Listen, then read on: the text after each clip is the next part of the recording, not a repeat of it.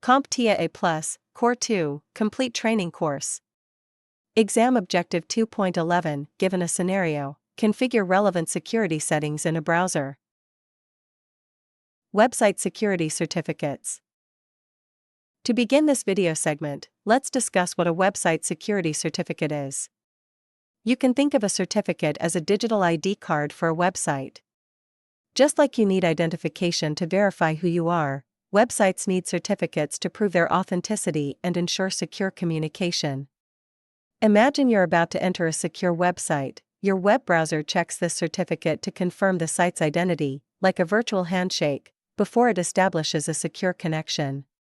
These certificates are crucial in safeguarding sensitive data, such as personal information or credit card details, from falling into the wrong hands. So how are certificates acquired? Certificates are issued and managed by trusted third-party entities known as certificate authorities or CAs. These CAs act as digital notaries, verifying the identity and authenticity of a website. When a website owner wants a certificate, they go through a validation process with the CA.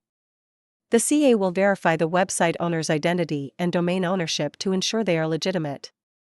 Once the validation is successful, the CA issues a digital certificate containing the website's public encryption key and other essential information. When you access a website using HTTPS in the URL, your web browser recognizes this and checks for a valid certificate. If the certificate is valid and trusted, your browser establishes a secure encrypted connection with the website's server. The lock icon you see in the browser's address bar indicates a secure connection. It means your data, such as login credentials or credit card information, is encrypted while being transmitted, making it extremely difficult for hackers to intercept or decipher. But be careful, not all certificates are trustworthy. Let's talk about valid and invalid certificates. A valid certificate is one that has been issued by a reputable CA and is within its validity date range. On the other hand, an invalid certificate raises a red flag.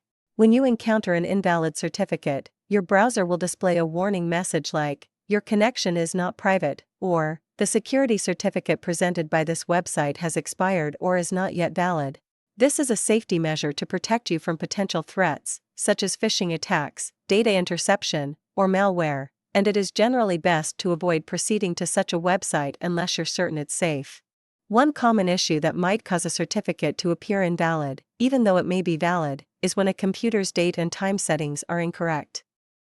If this is the case, it can interfere with certificate validation, making it appear as a certificate has expired or is not yet valid, even though it may be fine.